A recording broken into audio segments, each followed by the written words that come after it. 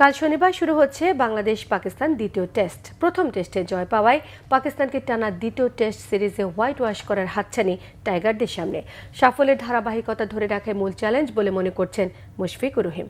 অন্যদিকে প্রথম ম্যাচের ব্যর্থতা ভুলে সিরিজ বাজাতে মরিয়া পাকিস্তান। সিলেটে সকাল 10টায় শুরু হবে এই ম্যাচটি। মনির হোসেন খানের ডেস্ক রিপোর্ট। ঘরের মাঠে প্রথমবার টেস্টে পাকিস্তান বধ। নাহিদ রানার ইনসুইঙ্গারে তছনছ রিজওয়ানের উইকেট, অধিনায়ক নাজমুল হোসেন শান্তর ব্যাটিং ধারাবাহিকতা। প্রথম টেস্টে জয় পাওয়ায় সিরিজ জয়ের হাতছানি বাংলাদেশের সামনে। টানা 2 টেস্ট সিরিজে পাকিস্তানকে হোয়াইট ওয়াশ করার সুযোগ। ঢাকার লো বাউন্সের উইকেট ছেড়ে এবার টেস্ট সিলেটের গ্রিন টপে। একটা সময় পেস বোলিং ছিল টাইগারদের দুর্বলতা, সেটাই এখন প্রধান শক্তি। দলের সিনিয়র মোস্ট ক্রিকেটার মুশফিকুর রহিমের চোখে নাহিদ রানা তাসকিনরা অধিনায়কের জন্য আশীর্বাদ।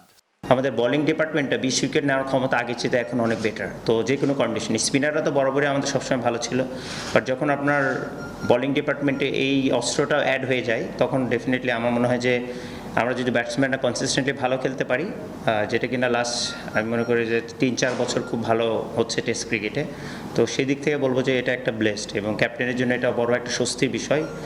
ঘরের মাঠে পাক ওয়াশে প্রধান বাধা হতে পারে বৃষ্টি। দেশে চলছে প্রাক বর্ষা মৌসুম, সিলেটে বৃষ্টির আনাগোনা এমনিতেই বেশি। তবে প্রকৃতির ওপর কারো হাত নেই, নিজেদের প্রস্তুত রাখাতেই মনোযোগ টাইগারদের।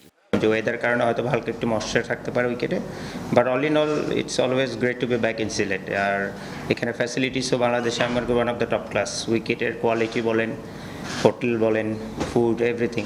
তো আলহামদুলিল্লাহ সিলেটে এসে সবসময় ভালো লাগে এবং এটার এখন এবারও সেটার কোনো ব্যতিক্রম হয়নি সোফার, apart from the weather, but that's not in our hand. বাংলাদেশের 26 বছরের টেস্ট ইতিহাসে এতদিন যা শুনতে হয়েছে টাইগার ক্রিকেটারদের, এখন সেই শব্দবাণে বিচ্ছেন পাকিস্তানের ক্রিকেটাররা। সমালোচনা চারিদিকে। পাকিস্তানের কোচ সরফরাজ আহমেদের আত্মসমর্পণ ছাড়া উপায় নেই। একমাত্র আশা পরের ম্যাচে ঘুরে দাঁড়াবে দল।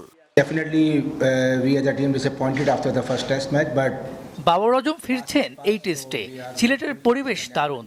প্রথম ম্যাচের রেজাল্টে আমরা কিছুটা হতাশ, তবে যেটা গেছে তা গেছে। আমাদের সিনিয়র ক্রিকেটারদের সমালোচনা নিয়ে চিন্তিত নই। খারাপ খেললে সমালোচনা হবেই, আমরা আশাবাদী পরের ম্যাচে আমরা ঘুরে দাঁড়াবো। লাল বলের ক্রিকেটে সুখের সময় যাচ্ছে বাংলাদেশের। এই ধারাবাহিকতা ধরে রাখাই মূল চ্যালেঞ্জ টাইগারদের।